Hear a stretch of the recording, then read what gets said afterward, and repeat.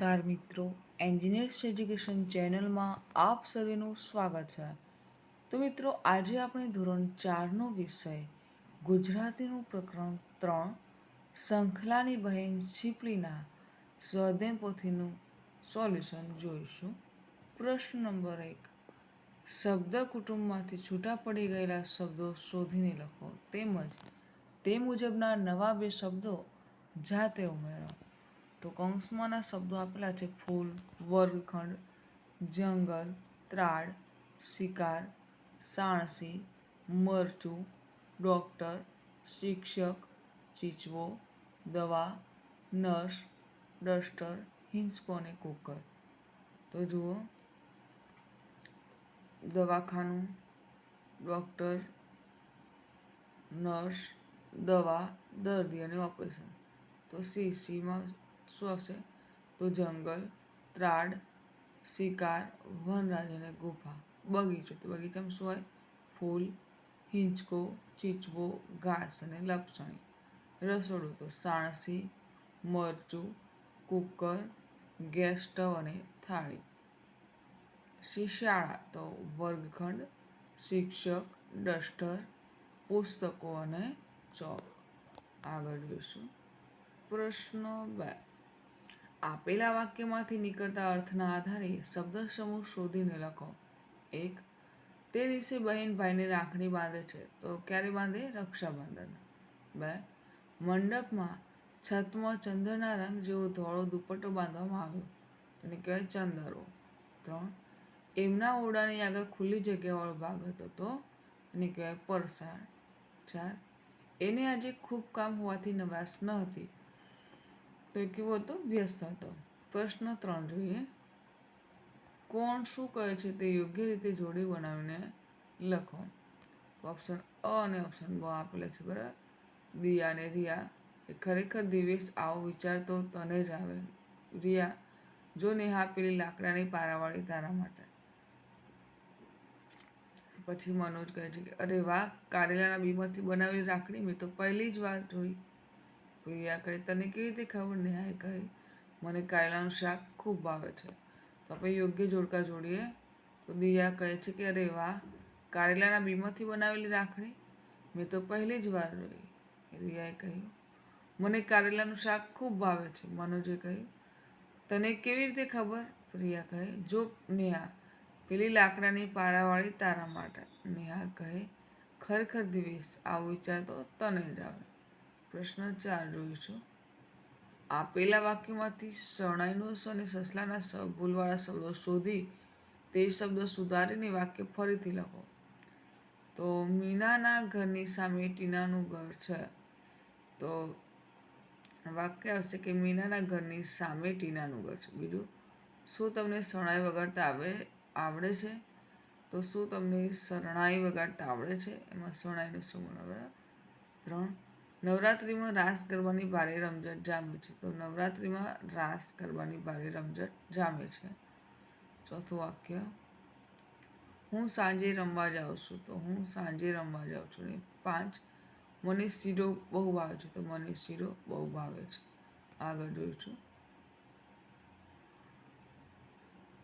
પ્રશ્ન 5.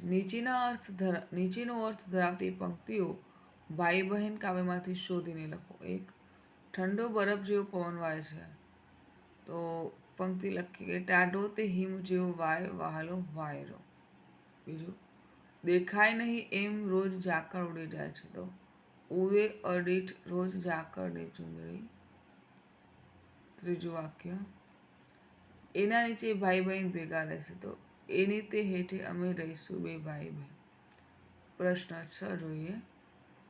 કૌંસમાં આપેલા શબ્દોનો ઉપયોગ કરી 4 થી 5 વાક્યોનો ફકરો લખો. કૌંસમાંના શબ્દો છે આકાશ, પક્ષીઓ, સરોવર, સૂરજ, ફૂલ, મધમાખી, રંગ અને વૃક્ષો. તો આકાશ સફેદ વાદળોથી ઘેરાયેલું હતું. અનેક પક્ષીઓ પોતાના પંખ ફેલાવીને ઉડતા હતા. સરોવર પાસે રંગબેરંગી ફૂલો ખીલ્યા હતા. મધમાખી ફૂલો પર બેઠી છે અને મોજ મસ્તી કરી રહી હતી. સૂરજ ધીમે ધીમે ઉગતો હતો અને તેના કિરણોથી વૃક્ષો પર સૌંદર્ય છવાયું હતું. આખું વાતાવરણ શાંતિ અને સુંદરતાથી ભરેલું હતું. પ્રશ્ન 7 જોઈશું. પ્રશ્નોના જવાબ લખો. પ્રશ્ન 1, દિવ્યેશની બહેનને શું થયું હતું? તો દિવ્યેશની બહેન થોડા સમય પહેલાં બીમારીથી સપડાઈને આ દુનિયા છોડીને જતી રહી હતી. પ્રશ્ન 2, દિવ્યેશને શિક્ષકોએ કેમ પ્રોત્સાહિત કર્યો? તો દિવ્યેશને શિક્ષકોએ એ માટે પ્રોત્સાહિત કર્યો કારણ કે તે નકામી ચીજોમાંથી સુંદર વસ્તુઓ બનાવતો અને શાળાના તહેવારોમાં ઉત્સાહપૂર્વક ભાગ લઈ પોતાની કલાનું પ્રદર્શન કરતો. પ્રશ્ન 3, રક્ષાબંધનના દિવસે બાળકો શાળામાં શું કરતા હતા? તો રક્ષાબંધનના દિવસે બાળકો વર્ગના બદલે મેદાનમાં ઘૂમતા હતા અને દિવ્યેશની બનાવેલી રાખડીઓ જોવા આતુર હતા. પ્રશ્ન 4, ભાઈ બહેનને ઘર કેમ ગમતું નથી? તો ભાઈ બહેનને ઘર ગમતું નથી કારણ કે તેમને ઘર સાંકડું લાગે છે.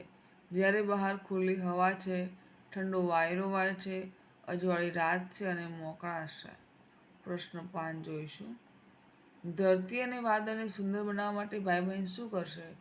તો ધરતી અને વાદળને સુંદર બનાવવા માટે ભાઈ બહેન આભથી તારલા લાવીને ધરતીને ખોળે ખંખેરશે. તેઓ સોનેરી કોરની વાદળી લાવીને ધરતી પર ચારે બાજુ ચંદ્રમા બાંધશે. પ્રશ્ન 8 જોઈએ. દિવ્યેશ જેવા તમારા કોઈ મિત્ર વિશે 5 થી 7 વાક્યો લખો. તો હા, અહીં દિવ્યેશ જેવો મારો એક મિત્ર વિશે 5 થી 7 વાક્યો લખેલા છે. મારા મિત્રનું નામ દીપક છે. તે પણ દિવ્યેશની જેમ ખૂબ જ સર્જનાત્મક છે. દીપક નકામા અને વપરાઈ ગયા સામાનમાંથી નવી નવી વસ્તુઓ બનાવે છે. તે સ્કૂલના દરેક તહેવાર અને કાર્યક્રમમાં ઉત્સાહપૂર્વક ભાગ લે છે. દીપક અભ્યાસમાં પણ હોશિયાર છે અને બધા શિક્ષકોનો લાડકવાયો છે. તે પોતાના ઘરના કામમાં માતા પિતાને મદદ કરે છે. અમે બધા મિત્રો તેની બનાવેલી વસ્તુમાંથી ખૂબ પ્રભાવિત થઈએ છીએ. દીપક મારા માટે પ્રેરણાદાયક મિત્ર છે. પ્રશ્ન 9 જોઈશું. તમારા કુટુંબના વડીલોની યાદીનો ચાર્ટ બનાવી તેમના ફોટા યાદી સાથે જોડો. તો બાળ દોસ્તો, તમારે તમારા કુટુંબના વડીલોની યાદીનો ચાર્ટ બનાવવાનો છે. આ કામ તમારે જાતે કરવાનું છે. તેમાં પહેલાં તમારા દાદાના દાદા આવે, પછી એમના દાદાના પપ્પા, પછી દાદા હશે, પછી એના પછી તમારા મમ્મી પપ્પા હોય, પછી તમે આવો. એ રીતે તમારે ચાર્ટ બનાવવાનો છે. બરાબર? ચાર્ટનું એક વૃક્ષ બનાવવાનું છે. તો મિત્રો, અહીં આપણો વિડીયો પૂર્ણ થાય છે. તો જો આપને મારો વિડીયો ગમ્યો હોય તો વિડીયોને લાઈક કરો, શેર કરો અને મારી ચેનલ એન્જિનિયર્સ એજ્યુકેશનમાં જો આપ નવા હોય અને હજુ સુધી મારી ચેનલને સબસ્ક્રાઈબ ના કરી હોય તો મારી ચેનલ એન્જિનિયર્સ એજ્યુકેશનને સબસ્ક્રાઈબ કરો અને જોતા રહો એન્જિનિયર્સ એજ્યુકેશન ચેનલના નવા વિડીયો. મારો વિડીયો સંપૂર્ણ જોવા બદલ આપ સર્વેનો આભાર.